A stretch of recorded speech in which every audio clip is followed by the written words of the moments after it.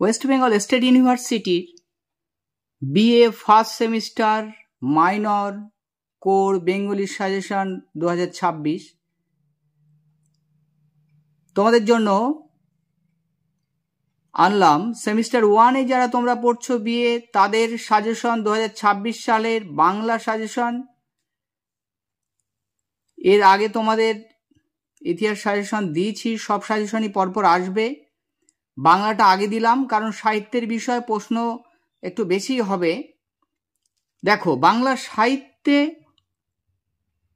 তোমাদের একটাই কথা বলবো, বিষয়গুলোকে ভালো করে পড়ে যেতে হবে, তাহলে অবশ্যই তোমরা সব প্রশ্ন লিখতে পারবে। তারপরেও একটা সাজেশন তোমাদের জন্য করে দিচ্ছি, সব এর বাইরে থেকে একটাও আসবে না, কিছু প্রশ্ন বেশি হলেও তোমাদের পড়তে হবে। আর একদম প্রথমেই এই সাজেশন আমি তোমাদের দিলাম, অনেক খেটেই তৈরি করেছি। তারপরেও অনেকে আছো তোমরা বলো যে স্যার প্রশ্ন অনেক বেশি, সব প্রশ্ন দেওয়া হয়েছে। দেখো, এইগুলোকে সুন্দর করে সাজিয়ে দেওয়াটাই, যারা অনেকটা পড়তে চাইছো, ভালো রেজাল্ট করবে, তাদের জন্য এই প্রশ্নগুলো এনেছি। আর যারা পাস করতে চাইছো তাদের জন্য লাস্ট মিনিট সাজেশন তো আসবেই। আর তাদের জন্য স্টার দিয়ে দিয়েছি যে প্রশ্নগুলো, 4টে করে প্রশ্ন স্টার দিয়ে দিয়েছি প্রত্যেক একক থেকে, তোমরা সেইগুলো করে যাও, তাহলে তোমাদের পাশের সমস্যা হবে না। লাস্ট মিনিট সাজেশন আসবে, তখন প্রশ্ন অনেক কমিয়ে দেব। এখন যারা পড়তে চাইছে তারা পড়ুক, তাদের জন্য একটু বেশি প্রশ্ন দিয়েছি, যাতে একটা প্রশ্নও যেন বাইরে থেকে না আসে। বুঝতে পারলে? তাহলে বেঙ্গলি ফার্স্ট সেমিস্টার 2026 সালের সাজেশন কাজী স্যারস টিউটোরিয়ালের পক্ষ থেকে আমি কাজী স্যার তোমাদের জন্য রেডি করে দিলাম। তোমরা অবশ্যই পড়ে নেবে। যদি উত্তর না পাও বা কোথাও টিউশনি না পড়ো, তাহলে অবশ্যই কমেন্টে লিখবে, আমি হোয়াটসঅ্যাপ নম্বর দিয়ে দেবো, হোয়াটসঅ্যাপ করবে, তাহলে উত্তরটা পেয়ে যাবে। হোয়াটসঅ্যাপ করে রাখবে, আমি ঠিক সময় মতো উত্তর দিয়ে দেবো, যতটা সম্ভব। সব তো দেওয়া সম্ভব নয়, যতটা সম্ভব আমি দেওয়ার চেষ্টা করব তোমাদের। আর যারা কাজী স্যারস টিউটোরিয়াল চ্যানেলটি সাবস্ক্রাইব করে রেখেছো তাদের অসংখ্য ধন্যবাদ। যারা এখনো করোনি তাদের অনুরোধ করব, অবশ্যই তোমরা কাজী স্যারস টিউটোরিয়াল চ্যানেলটি সাবস্ক্রাইব করে রাখো, তোমরা লাভবান হবে। সব সাজেশন আসবে। আর কাজী স্যারের সাজেশন মানে একদম 100%, 200%, কোনোটা 300% পর্যন্ত গ্যারান্টি, একদম গ্যারান্টেড সাজেশন। এটা আমি আমার এতদিনের অভিজ্ঞতা দিয়ে, পড়ানোর অভিজ্ঞতা দিয়ে আমি কিন্তু তৈরি করি নিজে হাতে সম্পূর্ণ। তাই কাজী স্যারের সাজেশন মিস হলে কিন্তু তোমরা অনেক কিছুই মিস করে যাবে, অন্য কোনো সাজেশন কিন্তু তোমাদের কাজে লাগবে না, এইটা সবসময় মাথায় রাখবে। তাই বলবো অবশ্যই তোমরা কাজী স্যারস টিউটোরিয়ালের সঙ্গে যুক্ত থাকো। তার জন্য তোমাদের চ্যানেলটা সাবস্ক্রাইব করতে হবে আর বেল আইকনটা প্রেস করে রাখতে হবে, অল করে রাখবে, যাতে সবার আগে নোটিফিকেশন গেলেই তোমরা বুঝতে পারো, ভিডিও ছাড়লেই নোটিফিকেশন তোমাদের কাছে পৌঁছে যায়। বেশি বেশি শেয়ার করো, বন্ধু বান্ধব সহপাঠীদের কাছে শেয়ার করো, তারা উপকৃত হোক, এটা অনুরোধ করছি তোমাদের কাছে। আর তোমরা লাইক করো, কমেন্ট করো, বেশি বেশি শেয়ার করো। আর বেশি কথা বলবো না, প্রশ্ন পড়ছে দেখো। তাহলে 4টে একক থাকবে, তোমরা জানো, না জানলে শুনে নাও। প্রত্যেকটা এককে 2টো করে প্রশ্ন থাকবে, একটা করে লিখতে হবে। 4টে একক তাহলে 40 নম্বর, আর 5 নম্বরে 2টো প্রশ্ন থাকবে, ওখানে 4টে প্রশ্ন থাকবে, 2টো লিখতে হবে। দেখো একক মান থেকে কি প্রশ্ন দিয়েছি, স্টার দিয়ে যেগুলো দিয়েছি সেগুলো ভালো করে। চর্যাপদে প্রতিফলিত বাংলার ব্রাত্য জীবন কথার পরিচয় দাও, অথবা চর্যাপদের সমাজ চিত্র আলোচনা করো।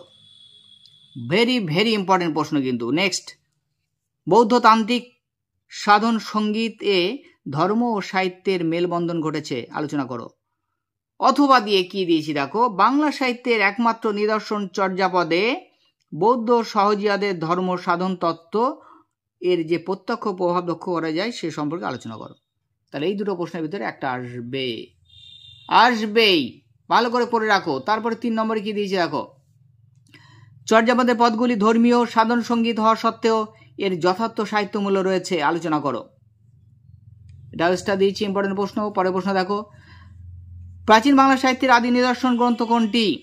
গ্রন্থটি ধর্মতত্ত্ব এবং দার্শনিকতা বিষয়ে মতামত প্রকাশ করো। চর্যাপদের ক্ষেত্রে যে সান্ধ্য ভাষার কথা বলা হয়েছে তা লেখো। চর্যাপদের ভাষা, সান্ধ্য ভাষাটা পড়ে রাখবে। পরে দেখো, চর্যাপদের পূর্ববর্তী কবি ও তাদের সাহিত্য চর্চা সম্পর্কে আলোচনা করো। চর্যাপদের 4 জন পদকর্তার নাম লেখো। চর্যাপদের নামকরণ বিষয়ে ভিন্ন ভিন্ন মতগুলি লেখো। পড়ে রেখো। তারপর দেখো একক 2 থেকে, একক 1 এই প্রশ্নগুলো দিলাম, ওগুলো পড়ে যাবে। একক 2 থেকে কি দিয়েছি দেখো। প্রথম প্রশ্ন স্টার দিয়ে দিচ্ছি, আসবেই তুর্কি আক্রমণ, আসবেই। বাংলা সাহিত্যের সংস্কৃতিতে তুর্কি আক্রমণের প্রভাব ও গুরুত্ব লেখো।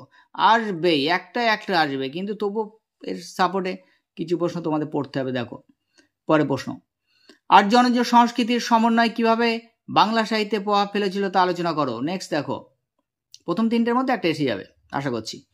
নেক্সট দেখো, অনার্য সর্ব সংস্কৃতির স্ফুরণ ঘটেছে মনসা মঙ্গল কাব্যে, মন্তব্যটির গ্রহণযোগ্যতা বিচার করো। প্রাক চৈতন্য যুগে 4 জন মনসামঙ্গল কাব্য রচয়িতার নাম লেখো। এই পর্বের শ্রেষ্ঠ কবির কৃতিত্ব আলোচনা করো। বিজয়গুপ্তটা পড়ে রাখবে।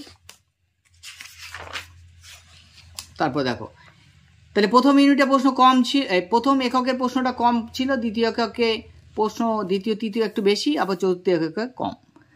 কিন্তু প্রথম যে স্টার দিয়ে দিচ্ছি 4টে প্রশ্ন, ওটা যারা পাশের জন্য শুধু কম প্রশ্ন পড়তে চাইছো তাদের জন্য, এটা বারবারই বলছি।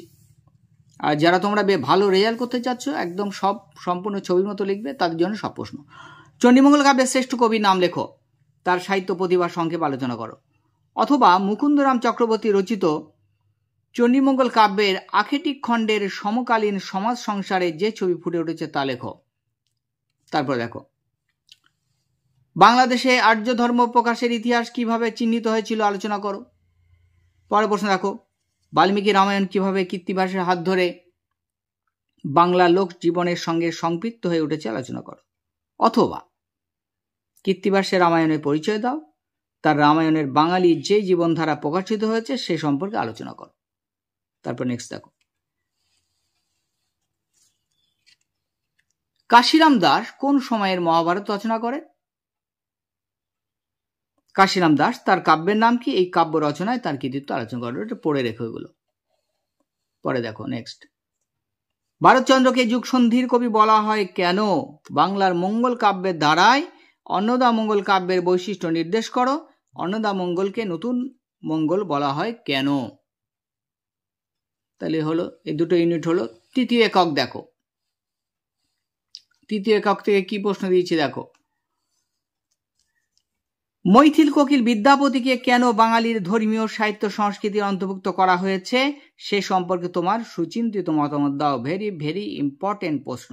অথবা দিয়ে কি দিচ্ছি দেখো, কাকে কেন অভিনব জয়দেব বলা হয়। বৈষ্ণব সাহিত্যে তার কৃতিত্ব অর্থাৎ বিদ্যাপতির কৃতিত্ব। ঘুরিয়ে ফিরিয়ে একই উত্তর হবে, তাই দিয়ে দিচ্ছি একসঙ্গে। পরের প্রশ্ন দেখো, ইম্পর্টেন্ট, অর্থনৈতিক সংকটের ছবি অষ্টাদশ শতকের শাক্তপদে কিভাবে মূর্ত হয়ে উঠেছে দৃষ্টান্ত সহ আলোচনা করে। দুটোর মধ্যে একটা প্রশ্ন আসতেই পারে, খুব ভালো করে পড়ে রাখবে, মোস্ট ইম্পর্টেন্ট। পরের প্রশ্ন দেখো, আর যদি কোথাও কোনো অসুবিধা হয় বা কোথাও বোঝা না যায় তাহলে তোমরা অবশ্যই কমেন্টে লিখবে, সেই অংশটা আমি আবার তোমাদের পোস্টে করে দেবো, কমেন্টে দিয়ে দেবো বা পোস্টে ছবি তুলে দিয়ে দেবো। দেখো, অষ্টাদশ শতকের শাক্ত পদাবলীর উদ্ভবের কারণগুলি লেখো। রামপ্রসাদ সেনের শাক্ত পদে অষ্টাদশ শতকের অর্থনৈতিক সংকট কিভাবে ফুটে উঠেছে, অথবা শাক্ত পদাবলী রচনায় রামপ্রসাদ সেনের অবদান আলোচনা করো। ইম্পর্টেন্ট, প্রথম 3টের মধ্যে একটা আসতে পারে। Very very important, most important প্রশ্ন। পরের প্রশ্ন দেখো, বাংলা সাহিত্যে চৈতন্য সংস্কৃতির অবদান সম্পর্কে লেখো। চৈতন্য পূর্ব ও চৈতন্য পরবর্তী পদাবলী সাহিত্যের পরিচয় দিয়ে উভয়ের পার্থক্য নির্দেশ করো। তারপরে নেক্সট প্রশ্ন দেখো, নাথ সাহিত্য কি, এর কয়টি ভাগ ও কি কি। নাথ সাহিত্যের মূল বক্তব্য কি, নাথ সাহিত্যের ধর্মীয় ও সামাজিক প্রেক্ষাপট আলোচনা করো। বাংলা সাহিত্যের ইতিহাসে নাথ সাহিত্যের গুরুত্ব কতটা আলোচনা করো। আর নেক্সট 6 নম্বর কি দিয়েছে, এগুলো পড়ে রাখবে কিন্তু। প্রাক চৈতন্য যুগে 2 জন বৈষ্ণব পদকর্তার নাম লেখো, সংক্ষেপে তাদের কৃতিত্ব আলোচনা করো। তারপরে পূর্বরাগ, অভিসার, মাথুর, এইগুলো মানে কাকে বলে, বলতে কি বোঝায় একটু পড়ে রাখবে। আর এই প্রত্যেকটা পর্যায়ে শ্রেষ্ঠ পদকর্তার কৃতিত্ব একটু পড়ে রাখবে। এগুলো কিন্তু বারবারই বলছি, যারা পড়তে চায় তাদের জন্যই কিন্তু একটু বেশি দিয়ে রাখলাম। অবশ্যই সময় আছে, পড়ে নাও। নেক্সট দেখো, রচয়িতা সহ 4 জন চৈতন্য জীবনী গ্রন্থের নাম লেখো। 4টি হবে। 4টি জীবনী গ্রন্থের নাম লেখো। এবার একক 4 দেখো। অবক্ষয় যুগে সাহিত্য সংস্কৃতিতে টপ্পার রচয়িতা নিধুবাবুর স্বাতন্ত্রতা নির্দেশ করো। ইম্পর্টেন্ট কিন্তু, ভেরি ভেরি ইম্পর্টেন্ট, পড়ে রেখো কিন্তু অবশ্যই। নেক্সট দেখো, টপ্পা গানের স্বরূপ বা প্রকৃতি, বৈচিত্র্য, উদ্ভবের ইতিহাস লেখো। টপ্পা গানে কালী মির্জার অবদান। এই দুটো প্রশ্নের ভিতরে নিধুবাবু, কালী মির্জা আসতেই পারে, আসবে কিন্তু, মোস্ট ইম্পর্টেন্ট। 3 স্টার দিয়ে দিয়েছি, অবশ্যই পড়ে যেতে হবে। নেক্সট দেখো, কবি গানের স্বরূপ বা উদ্ভবের ইতিহাস বিবৃত করো। এই পর্বে একজন শ্রেষ্ঠ কবিওয়ালা অর্থাৎ কবিয়াল কে? ভোলা ময়রা, অ্যান্টনি ফিরিঙ্গি, দুজনে দিয়ে দিয়েছি, পড়ে রাখবে দুটোই। মৌলিকতা বিচার করো, দুজনের শ্রেষ্ঠ কিন্তু। দেখো নেক্সট দেখো, হাফ আখড়াই গান কাকে বলে? হাফ আখড়াই এবার কিন্তু আসবে, 5এও আসতে পারে। এই গান কোন সময়ে প্রচলিত হয়ে উঠেছিল? এই গানের বৈশিষ্ট্য ও বিবর্তন সম্পর্কে আলোকপাত করো। হাফ আখড়াই গানের পালক পিতা মোহনচাঁদ বসুর কৃতিত্ব। মোস্ট ইম্পর্টেন্ট কিন্তু এই প্রশ্নটাও, স্টার দিয়ে দিয়েছি। দেখো, এই প্রথম যে 4টে প্রশ্নের স্টার দিয়েছি, এর ভিতরে কিন্তু একটা আসবেই, একদম নিশ্চিত। দুটো আসতে পারে। আর একটা কথা বলে রাখি তোমাদের, এই যে প্রশ্নগুলো আমি দিচ্ছি, এর ভিতরে কিন্তু এর ভিতর থেকেও 5 নম্বরে আসতে পারে। তাই অবশ্যই সব প্রশ্নগুলো ভালো করে পড়বে। আর তোমরা এখনো যারা সাবস্ক্রাইব করো না, তারা অবশ্যই সাবস্ক্রাইব করে দাও, তোমরাই লাভবান হবে। কারণ কাজী সার্চ টিউটোরিয়ালের সাজেশন একদম তোমাদের জন্য সঠিক সব প্রশ্ন আসবে ছবির মতো। যারা এর আগে আমার সাজেশন ফলো করেছো তারা জানো, যারা দেখেছে তোমার মানে 2nd সেমিস্টার বা 4th সেমিস্টার সাজেশন যা দিয়েছি ছবির মতো এসেছিল, কিন্তু দাদা দিদি থাকলে একটু জিজ্ঞাসা করে নেবে। আর আমার সাজেশনটা অবশ্যই ফলো করে যেও। আর লাইক করো, কমেন্ট করো, হাইপ করে দিও। আর অবশ্যই সাবস্ক্রাইব করে পাশে থেকো। আমিও তোমাদের পাশে আছি। যদি উত্তর লাগে তাহলে কমেন্টে বলবে, আর আমি হোয়াটসঅ্যাপ নম্বর দিয়ে দেবো কমেন্টে। তোমরা হোয়াটসঅ্যাপ করলে আমি উত্তর কিন্তু যতটা সম্ভব পাঠিয়ে দেবো, সব না পারলেও। দেখো, পাঁচালী কি? বাংলা ভাষায় 4 জন পাঁচালীকারের নাম লেখো। যে কোনো একজন পাঁচালীকারের অবদান। তাহলে এই হয়ে গেল, 5টা করে দিয়েছি। প্রথম একক আর 4র্থ এককে, আর 2nd আর 3rd এককে, মানে 2য় আর 3য় এককে একটু বেশি প্রশ্ন আছে, তাই বেশি দিয়েছি। দেখো তারপরে 5 নম্বরের প্রশ্ন কি দিয়েছি দেখো। আগে বলেছি যে বড় প্রশ্নের ভিতরে থেকেও 5 নম্বরের প্রশ্ন আসতে পারে। দেখো, 5 নম্বরের প্রশ্ন থাকবে তাহলে 4টে থাকবে, 2টো লিখতে হবে। 5 দুগুণে 10। কি দিয়েছি দেখো। চর্যাপদে বৌদ্ধ সংস্কৃতির প্রতিফলন, ইম্পর্টেন্ট। চণ্ডীমঙ্গল ও ব্যাস সংস্কৃতি, এটাও ইম্পর্টেন্ট প্রশ্ন। নাথ ধর্ম সংস্কৃতি, এটাও মোস্ট ইম্পর্টেন্ট। অবক্ষয় যুগের আখড়াই গান। এই 4টের মধ্যে তোমরা একটা না একটা পাবে, একদম কাজী স্যারের গ্যারান্টি কিন্তু, পাবে। 4টের মধ্যে একটা না একটা পাচ্ছই। তারপরে দেখো আর কি দিয়েছি, খেউড় গানের চর্চা ও সামাজিক ফলশ্রুতি। নেক্সট কি দিয়েছি দেখো, মঙ্গল কাব্য রচনার কারণ ও বৈশিষ্ট্য। তারপরে চর্যাপদের ঐতিহাসিক গুরুত্ব। নেক্সট দিয়েছি শাক্ত পদকর্তা কমলাকান্ত ভট্টাচার্য। তারপরে শ্রী শ্রী চৈতন্য চরিতামৃত।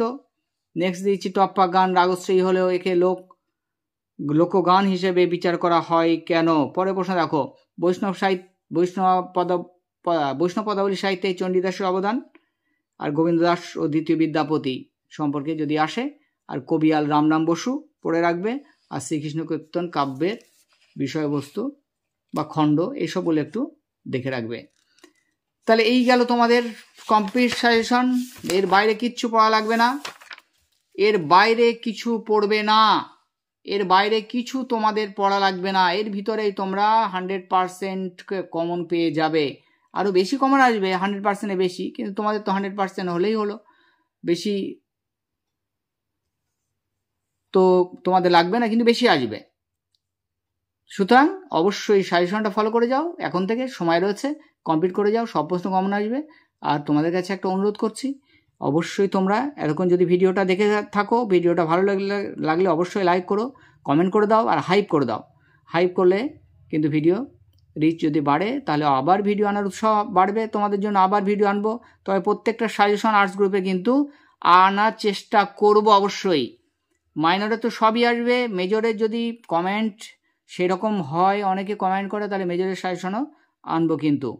আর তোমরা যারা সাবস্ক্রাইব এখনও করোনি অবশ্যই সাবস্ক্রাইব করে দাও, বেল আইকনটা প্রেস করে অল করে রাখো যাতে সবার আগে এই ধরনের ভিডিও তোমাদের কাছে পৌঁছে যায়। তোমরা ভালো থেকো, সুস্থ থেকো। আজকের ভিডিওটা এই পর্যন্তই।